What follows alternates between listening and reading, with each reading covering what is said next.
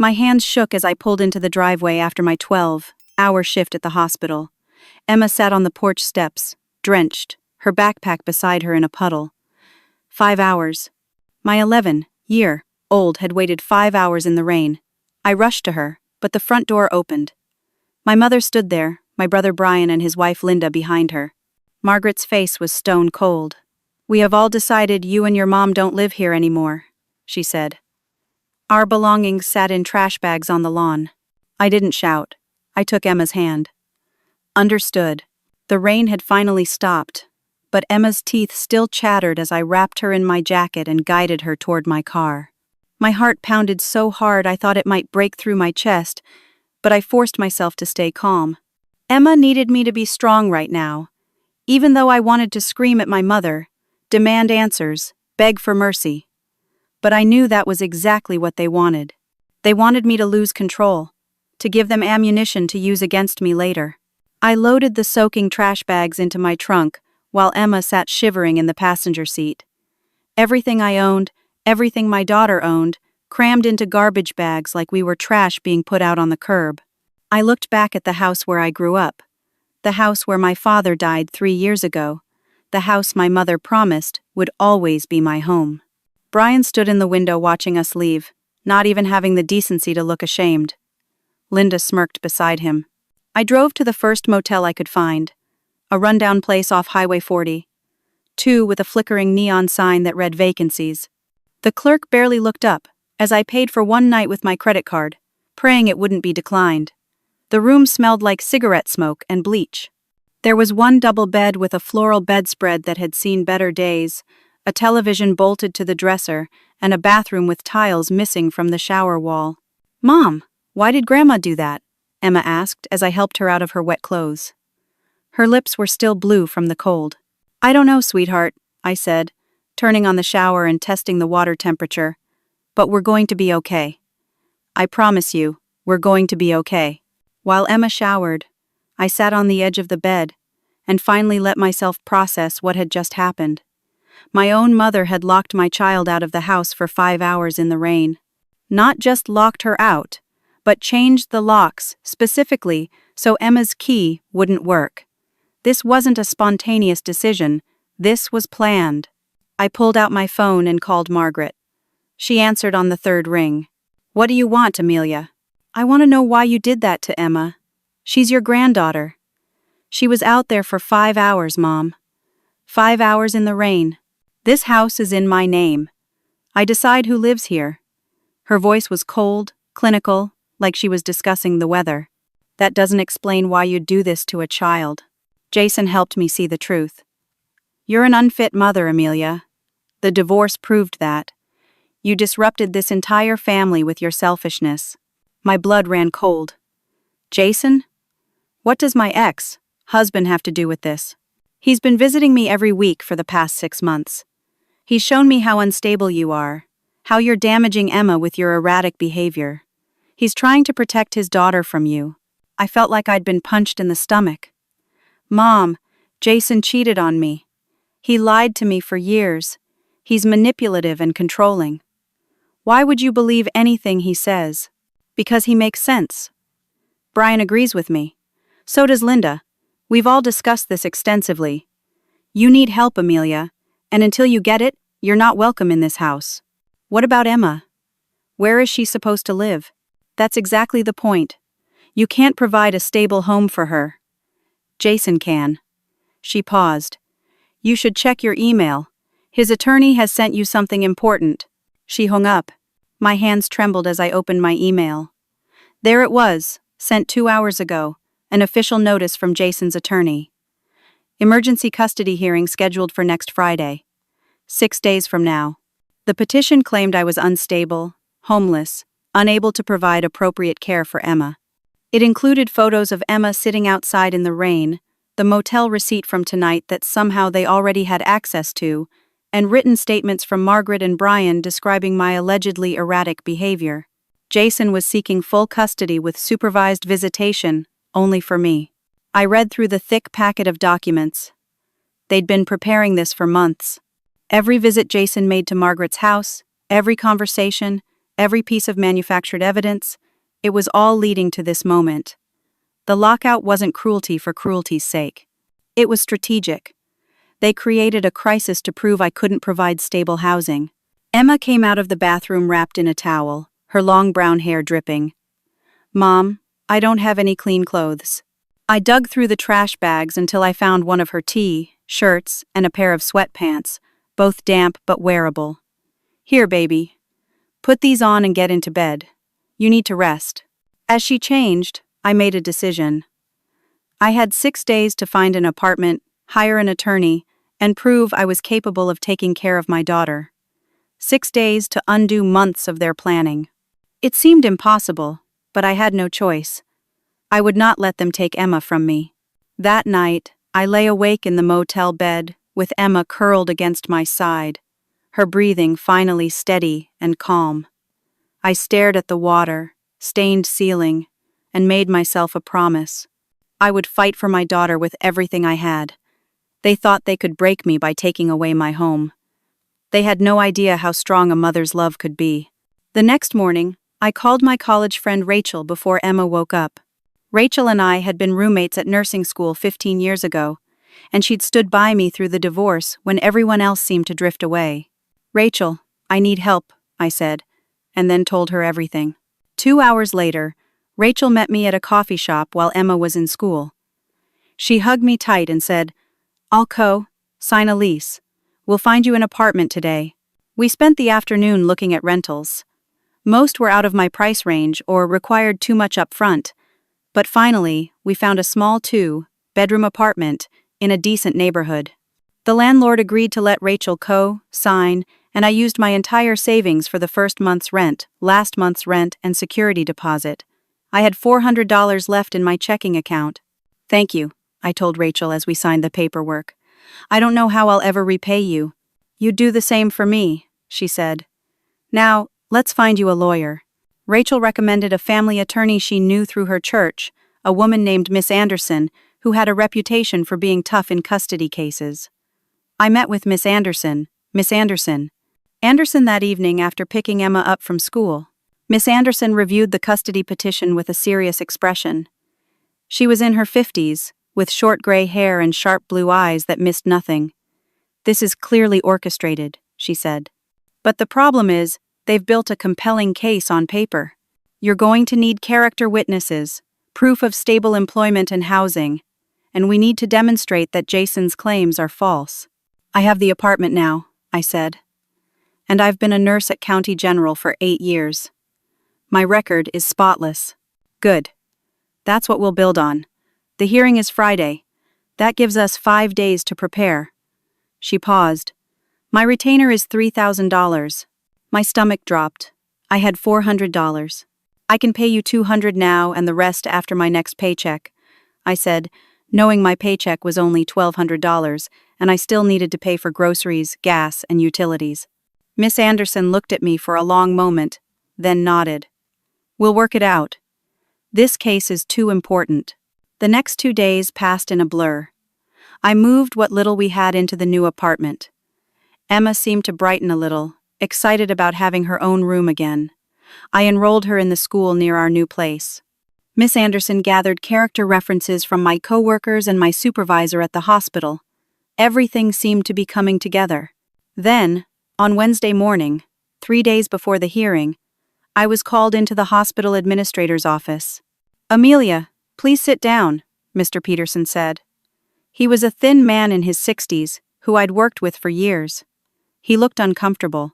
"Is everything okay?" I asked. "I'm afraid we've received some complaints about your recent performance. Multiple medication errors have been reported with your signature, and we've had a patient complaint about you being distracted and unprofessional during care." I felt the room spin. "What? That's not possible. I've never made a medication error. Who complained?" "I can't discuss the specifics, but there are several incident reports here." He pushed a folder across the desk. "Given the seriousness of these allegations, I have no choice but to suspend you pending a full investigation." My hands shook as I opened the folder. 3 incident reports, all dated within the past 2 weeks, all claiming I'd made serious mistakes. My signature was on the medication logs, but I had no memory of these incidents because they never happened. Mr. Peterson, someone is setting me up. I'm in the middle of a custody battle and my ex-husband is trying to make me look unstable. Please, you've known me for 8 years. You know I would never put a patient at risk. I understand this is difficult timing, he said, not unkindly. But patient safety is our top priority. The investigation will take approximately 2 weeks. Until then, you're suspended without pay. As I cleaned out my locker in the break room, one of the nurses I thought was a friend, a woman named Jennifer, approached me. She glanced around to make sure no one was listening, then whispered, "Jason's new girlfriend Ashley works in HR. She's been asking questions about you for weeks. I thought you should know." Everything clicked into place. Ashley worked here. She had access to patient records, medication logs, incident reports. She could fabricate anything she wanted. I drove home in a daze and called Miss Anderson. "This is bad," she said when I told her. "Jason's attorney will submit this as evidence that you're having a mental breakdown." A nurse making medication errors and getting suspended right before a custody hearing? It looks terrible. But I didn't do anything wrong. It's all manufactured. I believe you. But we need to prove it, and we don't have time before Friday's hearing. I'll do my best to fight this. But I need you to prepare for the worst. Gather any character witnesses you can. Anyone who can testify to your stability and parenting ability. I spent the rest of Wednesday and all day Thursday trying to line up witnesses. But when I called my coworkers, most were sympathetic, but unwilling to testify. "I don't want to get involved in a custody battle," they said. Or, "I heard about the suspension, and I just don't think it's a good idea." Jason's girlfriend had poisoned the well at my workplace. My few friends outside of work were similarly hesitant. "It sounds really messy," one said. "I don't want to take sides." On Thursday evening, Miss Anderson called with more bad news. Jason's attorney just submitted additional evidence. "They have a recording of you yelling at your mother on the phone. It was edited, but it makes you sound unhinged." They're also claiming that Emma is struggling at her new school and having nightmares, which they're attributing to the unstable home environment you're providing. "How do they know about Emma's nightmares?" I asked, though I already knew the answer. Emma had called her father crying one night after a bad dream. He must have recorded it or taken notes to use against me. "They're building a picture of a mother in crisis," Miss Anderson said quietly. "We'll fight it tomorrow, but I need you to be prepared for the possibility that the judge might grant Jason temporary primary custody while we sort this out." That night, I held Emma while she slept, knowing that tomorrow might be the last night we spent together for a long time. I'd gone from being locked out of my childhood home, to losing my job, to facing the loss of my daughter in less than a week. Every move I made to fight back seemed to make things worse. The courthouse smelled like floor wax and old paper. Emma sat beside me on the bench outside the courtroom, swinging her legs nervously. She wore her best dress, and I'd braided her hair carefully that morning, trying to present us both as stable and put together even though I'd barely slept. "It's going to be okay, baby," I told her, though I didn't believe it. Miss Anderson arrived with a briefcase full of documents. She'd worked hard to build our case, but I could see the worry in her eyes. We were fighting an uphill battle. Judge Patterson was a stern-looking woman in her 60s, with gray hair pulled back in a tight bun. She listened as Jason's attorney, a man named Mr. Williams, presented their case. He was good. Too good. He painted a picture of me as an unstable, unemployed woman who couldn't provide a safe home for Emma. Margaret took the stand first. Watching my own mother testify against me was like being stabbed in the heart repeatedly. She cried as she spoke, dabbing at her eyes with a tissue. "I feared for Emma's safety," Margaret said. "Amelia has been so angry since the divorce. She would call me at all hours, yelling, making threats. I tried to help her, but she refused to listen. Finally, I had to make the difficult decision to ask her to leave my home for everyone's safety. It was all lies, but she sold it perfectly." Brian took the stand next. My brother, who I'd protected from bullies in school, who I'd helped with his homework, who I'd lent money to when he couldn't make rent. He wouldn't meet my eyes as he testified about my allegedly concerning behavior. Amelia has always had anger issues, he said. Since we were kids. After the divorce, it got worse. She would show up at Mom's house unannounced, upset Emma with her emotional outbursts. We were all worried about what she might do. Then Jason took the stand. He looked good, I had to admit. Dressed in an expensive suit, clean, cut, composed. He spoke about Emma with what seemed like genuine concern. I love my daughter more than anything, he said. This isn't about punishing Amelia. This is about protecting Emma. Since the divorce, Emma has been exposed to instability and conflict. Amelia lost her job, lost her housing, and seems unable to maintain stability. I have a good job, a stable home, and I'm engaged to a wonderful woman who Emma adores. I can provide the stable, peaceful environment Emma needs. Miss Anderson fought hard during cross-examination, but Jason had prepared well. Every answer was measured and reasonable. When it was my turn to testify, I tried to explain what was really happening. I talked about the conspiracy, the manufactured evidence, the setup, but even to my own ears, I sounded paranoid and desperate. Mr. Williams played the edited recording of me yelling at Margaret. Without context, I sounded unhinged, screaming about betrayal and lies. Miss Amelia, would you say you've been under significant stress lately? Mr. Williams asked. Yes, because my ex-husband is trying to steal my daughter by framing me. Or is it possible that the stress of single parenthood, financial difficulties, and your recent job suspension have affected your judgment and emotional stability? No, I'm being set up. The medication errors at the hospital, those were also a setup? Yes, Jason's girlfriend works there. She fabricated those reports. Do you have proof of this conspiracy? Not yet, but I know it's true. I watched the judge's expression. She didn't believe me. Why would she? I sounded like every other desperate parent in a custody battle, claiming persecution and conspiracy when the simpler explanation was that I was struggling. Miss Anderson did her best in closing arguments, emphasizing my 8 years of excellent nursing service, my new stable apartment, and the lack of any actual evidence of harm to Emma. But Jason's attorney had momentum. Judge Patterson took less than 30 minutes to deliberate. Having reviewed all the evidence and testimony, she began. I find that while Miss Amelia clearly loves her daughter, she is currently experiencing significant life stressors that are affecting her ability to provide stable care.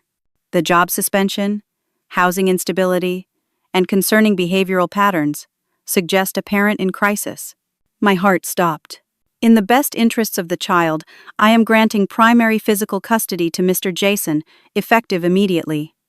Miss Amelia will have supervised visitation 2 weekends per month, with supervision provided by a court-appointed monitor at her expense. Emma started crying beside me. I pulled her close, my own tears falling. No, Mom, Emma sobbed. I want to stay with you. A court officer approached. Ma'am, you need to say goodbye now. Please, I begged. Just give me a few minutes with my daughter. I knelt down and held Emma's face in my hands. Listen to me, baby. This is temporary. I'm going to fix this. I promise you, I'm going to fix this, and we'll be together again. I don't want to go with Dad, she cried. I know, but you have to be brave for me. Can you do that? The court officer gently pulled Emma away from me. She screamed for me as Jason took her hand and led her out of the courtroom. I collapsed back onto the bench, my entire body shaking. Miss Anderson sat beside me. I'm so sorry, Amelia. We'll file an appeal. We'll keep fighting. But I barely heard her. I'd lost. Despite everything I'd done, despite the truth, I'd lost my daughter. I went back to the empty apartment.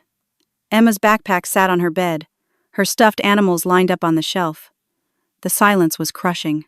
Rachel came over that evening, worried I might hurt myself. You can't give up, she said. I don't know how to keep fighting, I admitted. But 3 days later, everything changed again. Emma called me, crying hysterically. Mom, I heard Dad and Ashley talking. They're planning something. Something about a transfer in Seattle. My blood turned to ice. What did they say exactly? Dad said something about the Seattle office. and Ashley said it was perfect timing. "Mom, I'm scared." I immediately called Miss Anderson. "If Jason is planning to relocate, he can legally do so as the custodial parent," she said. "Given your current supervised visitation status, you'd have no grounds to prevent it." "How far is Seattle?" "About 3,000 miles. I felt my world collapsing. So I'd never see her. "You'd see her perhaps twice a year if you're lucky. And that's only if Jason agrees to send her to visit, which he won't be legally required to do." Miss Anderson did some research and called me back an hour later. "Jason submitted a job transfer application last week. If approved, the move is scheduled for 6 weeks from now." 6 weeks. I had 6 weeks before I'd lose Emma forever. "We need to file an emergency motion to prevent the move," I said. "That requires legal fees you can't afford. And without new evidence of Jason's unfitness, no judge will block a custodial parent's job relocation." "I'm sorry, Amelia, but I don't see a path forward here." That same week, the hospital completed their investigation of my case. I was terminated. The medication errors, they claimed, were too serious to overlook, even if I maintained my innocence.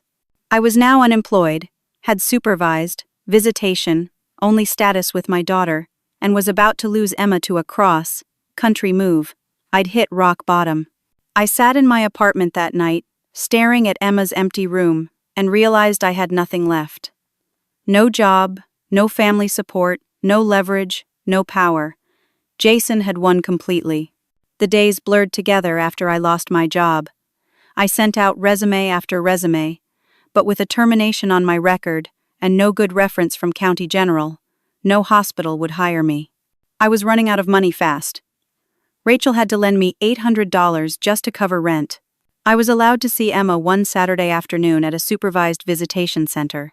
A monitor sat in the corner, taking notes while Emma and I tried to have a normal conversation in a sterile room with plastic chairs and faded posters on the walls. "How's school?" I asked. "Okay," Emma said quietly. She seemed distant, like she was afraid to connect with me. "Did Dad say anything about moving?" "I'm not supposed to talk about that." She glanced at the monitor. We spent 2 painful hours together, and then I had to watch her leave again. The monitor's report would go to the court.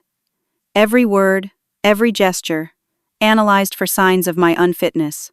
That night, desperate and not thinking clearly, I made a terrible decision.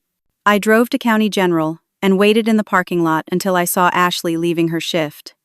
She walked to her car, and I approached her. "Ashley, I need to talk to you," I said.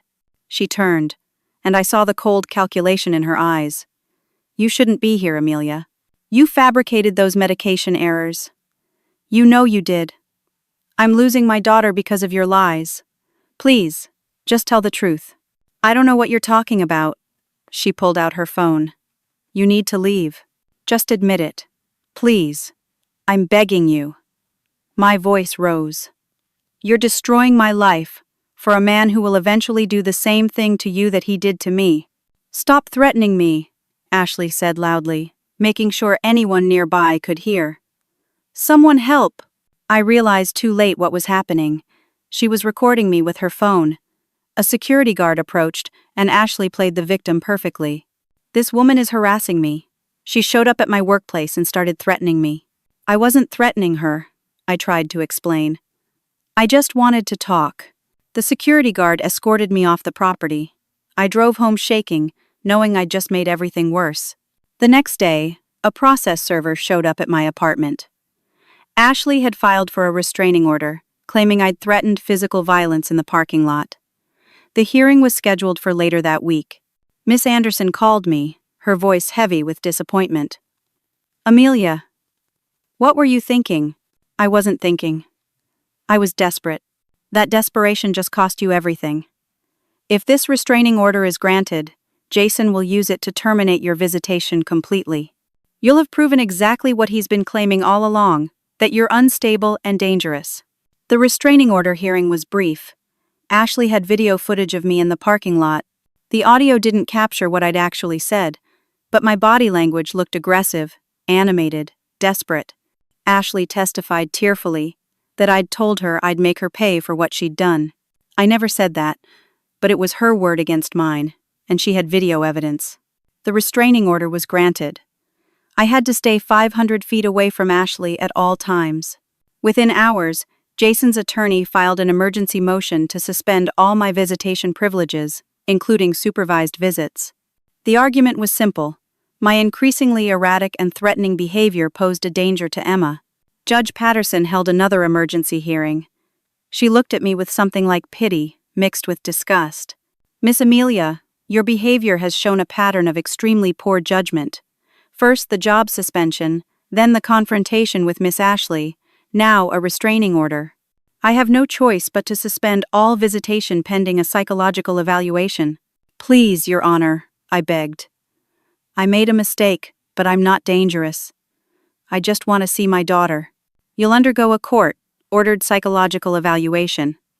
If and when the evaluator determines you're no longer a risk, we can discuss reinstatement of supervised visits. Until then, you are to have no contact with Emma whatsoever, including phone calls. How long will the evaluation take? 8 to 12 weeks, typically. But Jason is moving to Seattle in 6 weeks. If I can't see her or talk to her, I'll lose her completely. That's a consequence of your own actions, Miss Amelia. This hearing is adjourned." I called Emma that night, desperate to explain. Jason answered her phone. "You're not allowed to call her," he said. "The court order is clear." "Jason, please, let me just tell her I love her. You should have thought about that before you started stalking my fiancé. Stay away from my daughter, Amelia. If you contact her again, I'll have you arrested." He hung up. I'd been completely cut off from Emma. No visits, no calls, no contact of any kind. The psychological evaluation would take 3 months minimum, and Jason was moving Emma across the country in 6 weeks. I'd fought so hard and only made everything worse.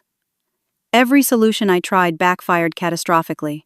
In desperation, I spent my last $1,500 hiring a private investigator to dig into Jason's past, hoping to find something, anything, I could use against him.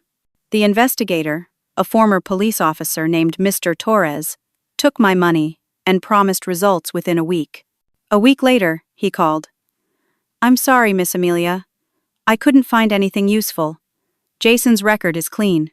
No criminal history, no financial irregularities, no evidence of infidelity or misconduct.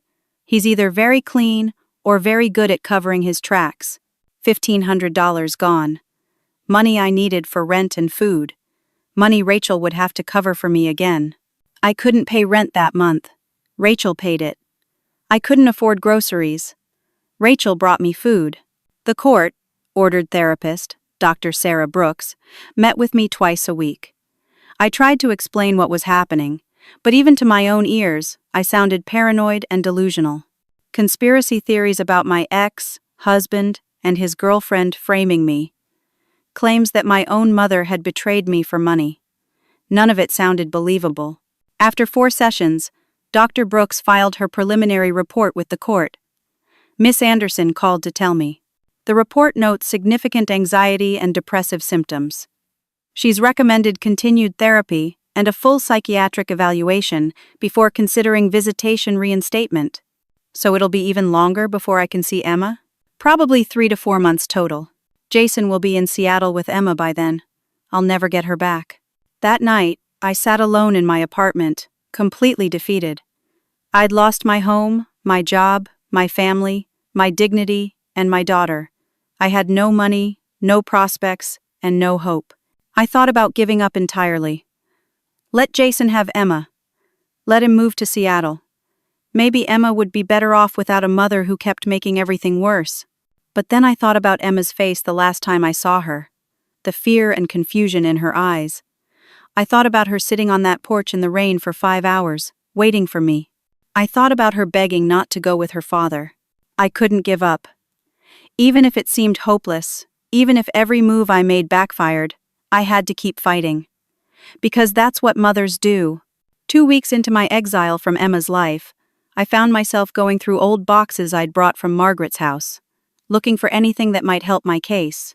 Most of it was junk, old bills and cards and photographs from better times. Then I found a manila folder, labeled Dad's Estate. My father had died 3 years ago from a sudden heart attack. I'd been too consumed with grief, and then my deteriorating marriage to pay much attention to the estate details. Margaret handled everything, and I trusted her. I opened the folder and began reading through the documents. There was my father's will, leaving the house to Margaret with the understanding it would eventually be divided equally among the children. Standard stuff. But there was also a life insurance policy.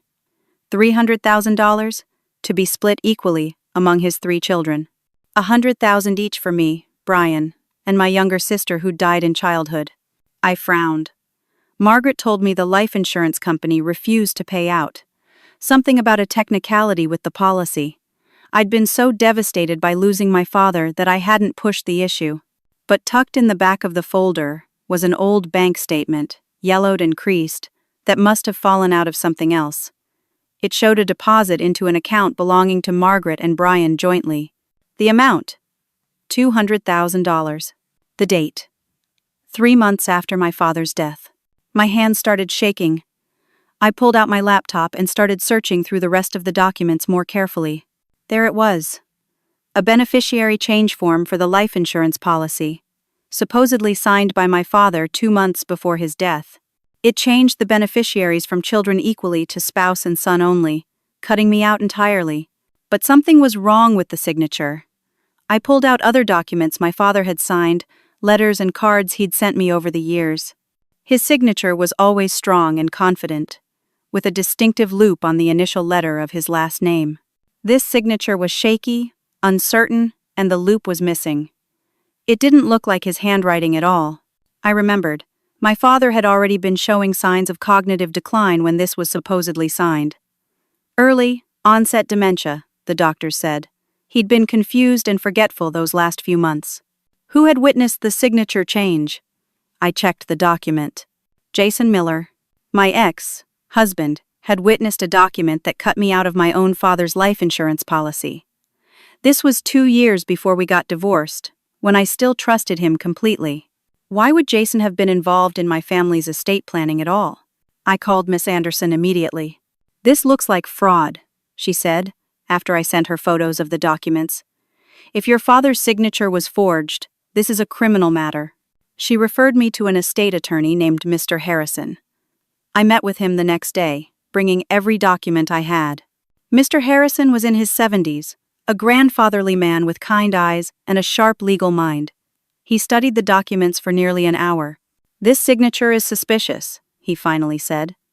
"The beneficiary change, combined with your father's cognitive state at the time, raises serious questions.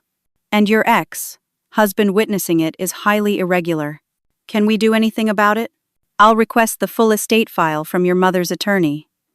If we can prove the signature was forged, your mother and brother could face criminal charges for fraud. And you would be entitled to your share of the inheritance." "That's $100,000, I said, my mind racing.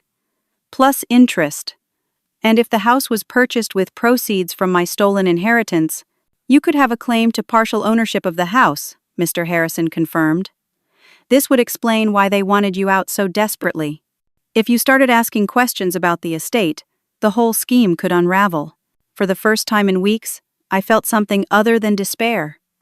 I felt hope.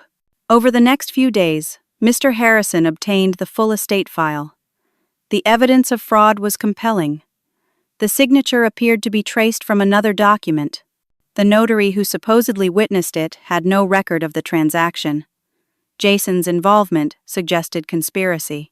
"I'm going to confront your mother with this," Mr. Harrison said. "I'll offer her a choice. Make full restitution voluntarily, or we'll file criminal charges and a civil lawsuit." "I'm coming with you," I said. We arrived at Margaret's house on a Thursday afternoon. Brian's car was in the driveway. Linda answered the door, and her face went pale when she saw Mr. Harrison's briefcase. "We need to speak with Margaret," Mr. Harrison said firmly. Margaret came to the living room, Brian right behind her. They both looked nervous. Mr. Harrison laid out the evidence methodically. The forged signature, the bank deposits, Jason's suspicious involvement, the case for criminal fraud. Margaret's face went from red to white as he spoke. Her hands trembled. "The life insurance company had questions about the beneficiary change," Mr. Harrison continued. They paid out anyway, but if we report suspected fraud, they'll investigate. You could be charged with insurance fraud, forgery, and elder abuse. Your son could face the same charges. That money was used for Mom's medical care, Brian stammered, though everyone in the room knew that was a lie. Then you'll have no trouble providing receipts and documentation, Mr. Harrison said coolly. What do you want? Margaret asked quietly. Full restitution of the $100,000 owed to Amelia, plus interest, and the truth about the custody case. You'll provide a sworn statement about your collusion with Jason. Linda jumped up. You can't do this. We'll fight you. Then we'll see you in criminal court, Mr. Harrison said. Your choice. I finally spoke. Mom, why did you do this? How could you steal from your own daughter? How could you help Jason take Emma from me? Margaret wouldn't meet my eyes. We left them with 48 hours to decide. That night, I allowed myself to hope. If Margaret confessed, if the fraud came to light, I'd have leverage. I could get my custody case reopened. I could stop Jason from taking Emma to Seattle. The next evening, everything exploded. There was a knock on my apartment door. I opened it to find 2 police officers standing there.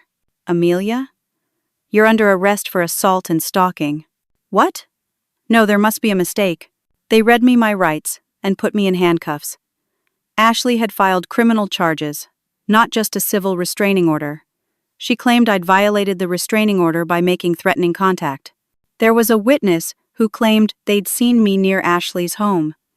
There was a threatening letter allegedly sent to Ashley's address, signed with my name. I'd never sent any letter.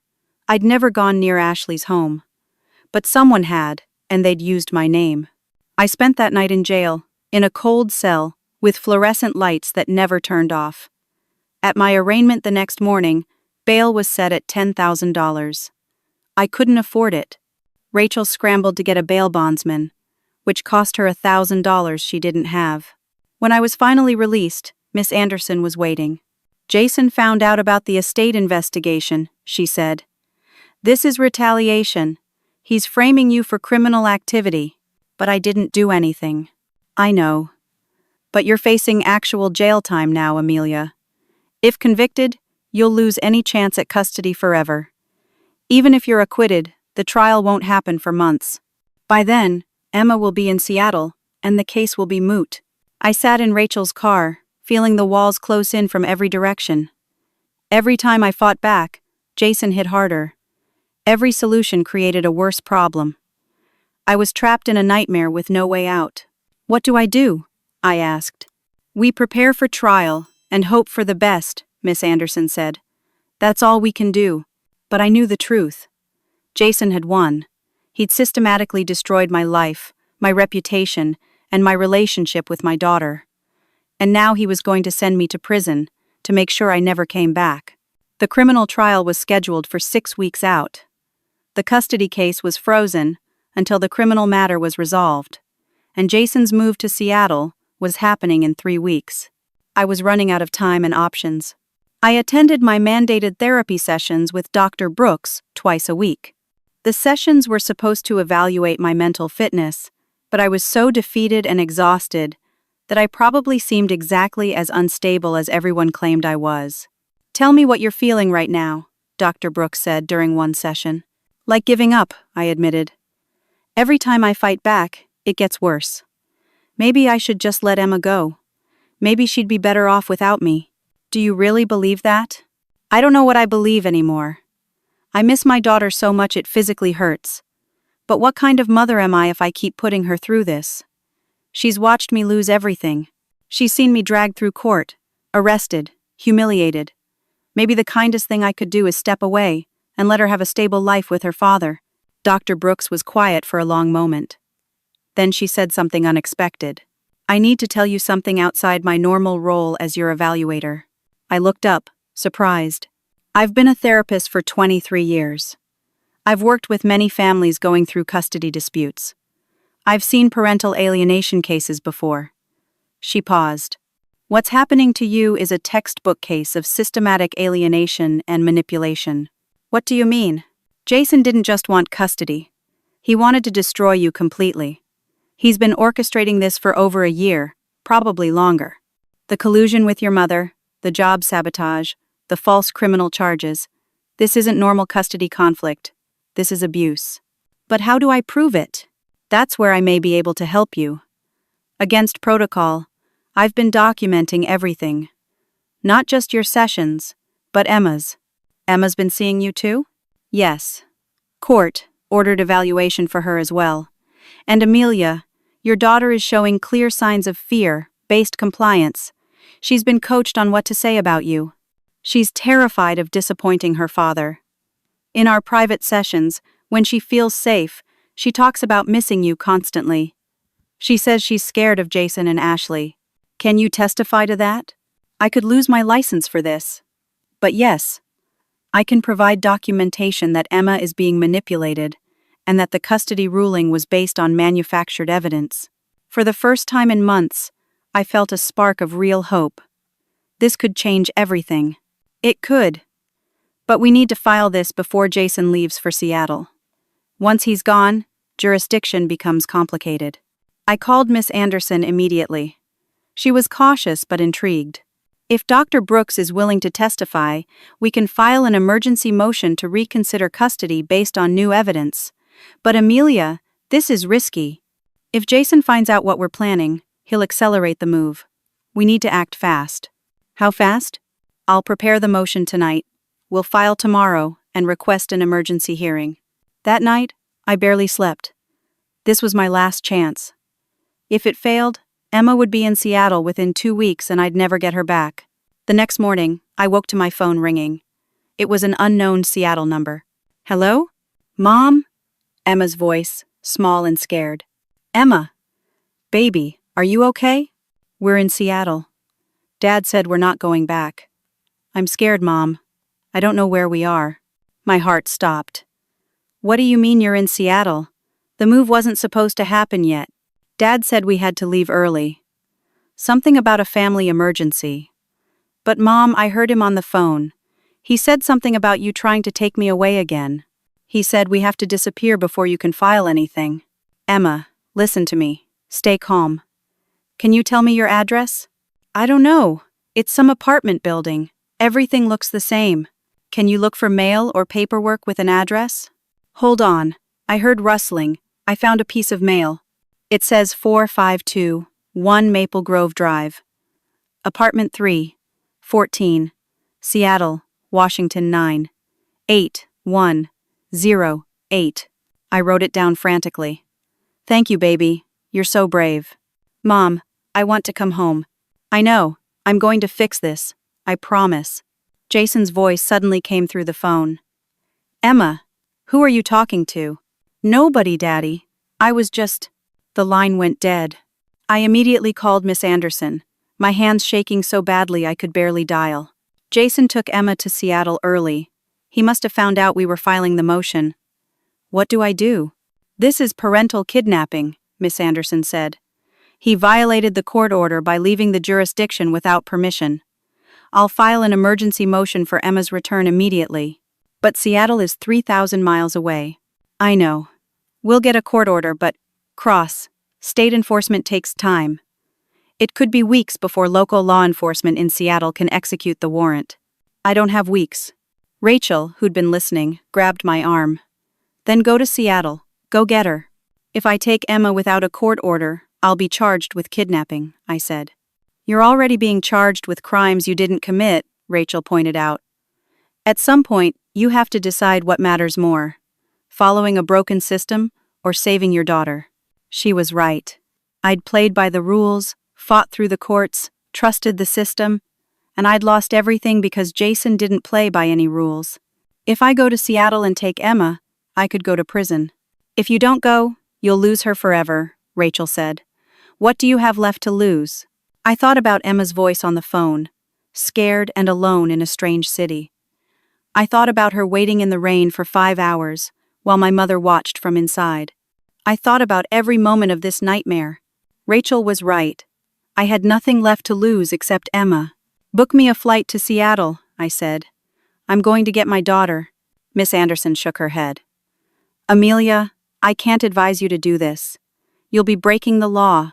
Then don't advise me. Just file that motion and get me a court order as fast as you can. I used Rachel's credit card to book a flight leaving that afternoon. I packed a small bag, barely knowing what I was doing. I was prepared to throw away everything, risk prison, become a fugitive if necessary. Because at the end of all of this, the only thing that mattered was Emma. As I drove to the airport, my phone rang. It was a Seattle number I didn't recognize. Hello? Miss Amelia? This is Detective Walsh with the Seattle Police Department. We've been trying to reach you. Your mother has filed a report here in Seattle. You need to come to the station. What? My mother is in Seattle? No, ma'am. She filed a report with us remotely. It concerns your ex-husband, Jason. Can you come to the station? We have Jason in custody. I nearly drove off the road. What? Why? Ma'am, I'd rather explain in person. But your daughter is safe. She's here at the station with a social worker. There's been a significant development in your case. I drove straight to the airport and got on that plane, my mind reeling. What had Margaret done? Why was Jason arrested? How did any of this make sense? 4 hours later, I walked into the Seattle Police Department and asked for Detective Walsh. He was a tall man in his 50s with graying hair and kind eyes. Miss Amelia, thank you for coming. I know you're confused. Let me explain. He led me to a conference room and set a letter on the table in front of me. 3 days after you were locked out of your mother's house, she received this letter from your late father's attorney, a Mr. Bennett. I picked up the letter with shaking hands and started reading. It was from Mr. Thomas Bennett, explaining that my father had made a video will before he died. In the video, he'd been lucid and clear. He stated that he knew Margaret was planning to forge documents to steal his life insurance from me. He named me as the primary beneficiary and left me the house, not Margaret. The letter explained that Margaret thought she'd destroyed all copies of this will, but Mr. Bennett had kept the original video. It would be submitted to probate court. Margaret would be investigated for fraud and could face prison time. But more than that, the letter contained my father's words from the video. My wife has convinced my son to help her steal from my daughter. I'm making this recording because I know what she's planning, and I won't let her get away with it. Amelia, if you're watching this, know that I saw your mother's true character, and I'm so sorry I didn't protect you from her sooner. My father had known. Even in his declining state, he'd known what Margaret was doing, and he'd tried to protect me from beyond the grave. Detective Walsh continued. According to your mother's confession, when she received this letter, she realized her late husband had exposed her from the grave. She was facing criminal charges. But more than that, she'd been watching you lose custody, lose your job, face arrest, all based on lies she'd helped create. She confessed? Everything. The conspiracy with Jason. The $50,000 he paid her. The plan to make you look unfit. The manufactured evidence. Her statement included text messages, bank records, recordings of planning meetings. Jason is being charged with fraud, witness tampering, filing false police reports, perjury, conspiracy, and parental kidnapping. I couldn't breathe. Why would she confess? Guilt, according to her statement. She said she couldn't watch what she'd helped set in motion. When Jason framed you for criminal charges and took Emma across the country, she broke down. She came to us and confessed everything. Where's Emma? With a social worker. She's safe. All charges against you have been dropped. We've been trying to reach you for 2 days. I was on my way here to take Emma home, even if I had to break the law to do it. Detective Walsh smiled slightly.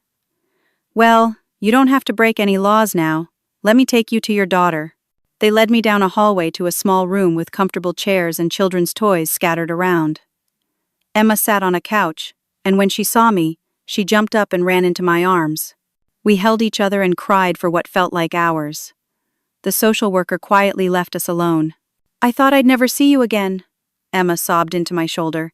I would have walked through fire to get to you, I told her. I would have done anything. We flew home that evening on an emergency flight. Miss Anderson met us at the airport with the best news I'd heard in months. An emergency custody hearing was scheduled for the next morning, with Judge Patterson presiding. This time, the courtroom looked very different. Jason sat at the defendant's table in an orange jumpsuit flanked by guards.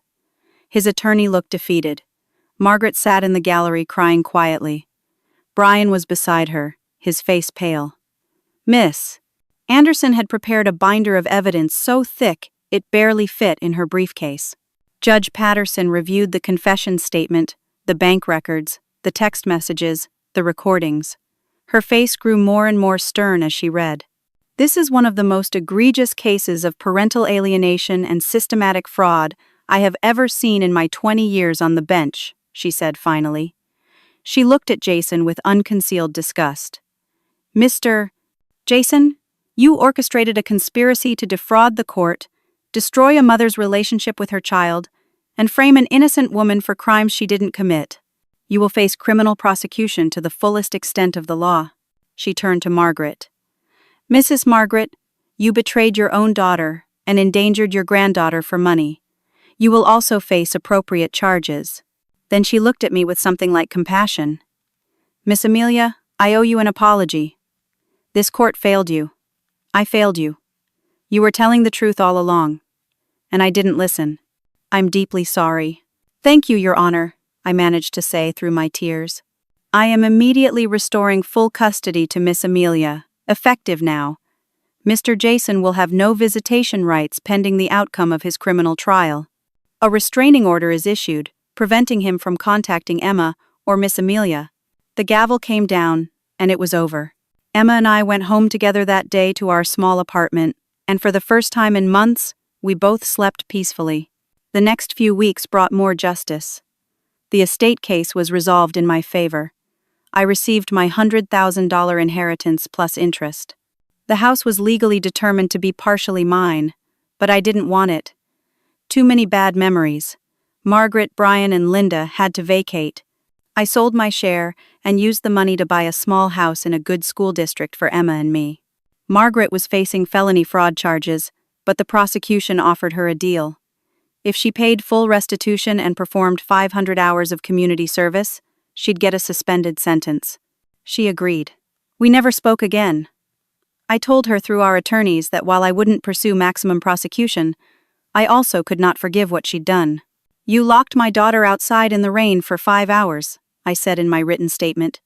"You helped a man try to steal her from me forever. You chose money over your own grandchild. I hope you live the rest of your life knowing that your husband saw exactly who you were and he tried to protect me from you even from his grave." Brian lost his inheritance entirely. The house sale proceeds went to me.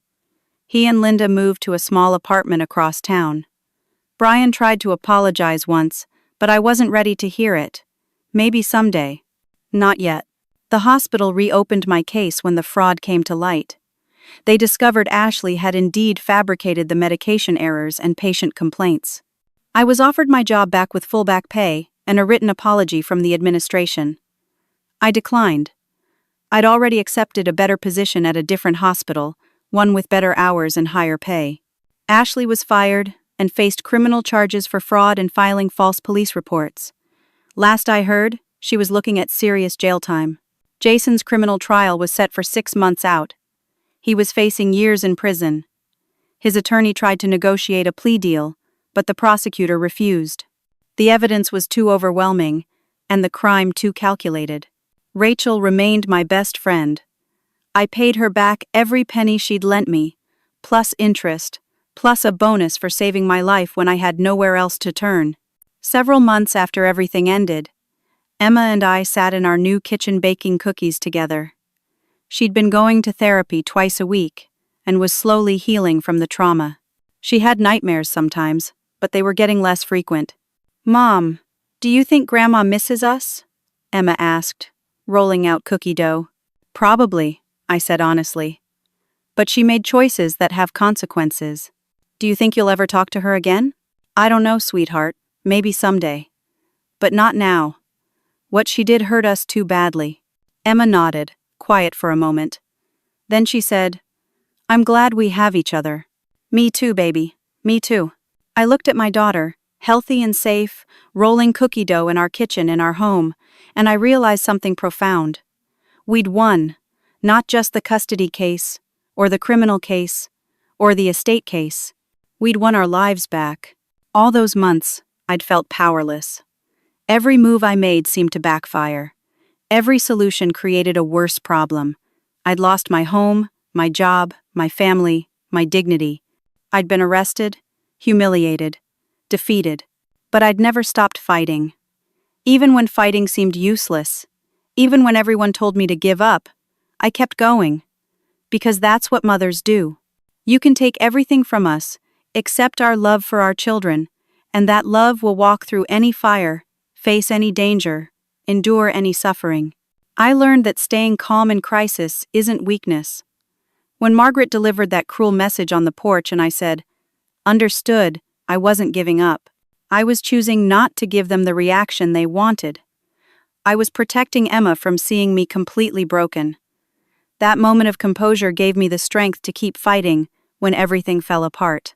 I learned that sometimes the system fails us, and that's terrifying. But it doesn't mean we stop believing in truth and justice. We keep fighting, keep pushing, keep telling the truth even when no one seems to be listening. Eventually, the truth surfaces.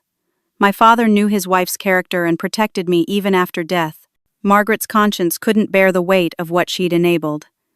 Evil schemes eventually collapse under their own weight. Most importantly, I learned that a mother's love is the most powerful force in the universe. They threw everything at me.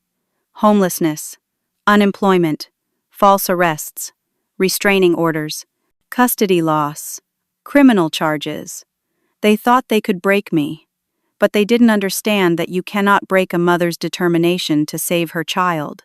When Emma asks me now how I survived those terrible months, I tell her the truth. I never stopped believing we'd be together again. And I never stopped fighting, even when fighting seemed completely useless. She asks if I'm still angry at Grandma and Daddy. I tell her I'm at peace. The people who hurt us destroyed themselves in the process. Margaret lost her daughter and grandchild and lives in shame. Brian lost his inheritance and his sister. Jason is facing years in prison and lost his child forever. Ashley lost her career and her freedom. They each received exactly what they deserved.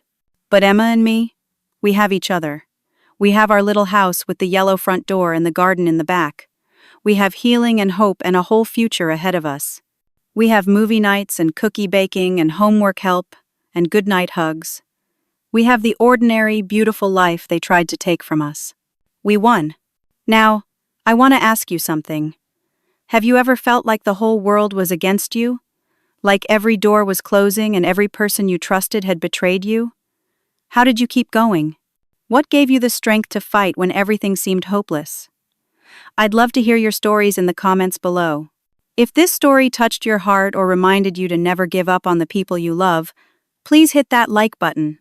Subscribe to hear more stories about ordinary people facing extraordinary challenges and finding the strength to overcome. And please share this with someone who might need to hear that even in the darkest moments, hope can survive. Thank you so much for listening to my story. I hope it reminds you that love, especially a mother's love, can overcome anything. No matter what you're facing right now, keep fighting. Keep believing. Keep loving. The truth will surface, justice will come, and you will survive this. Take care of yourselves and the people you love. Until next time.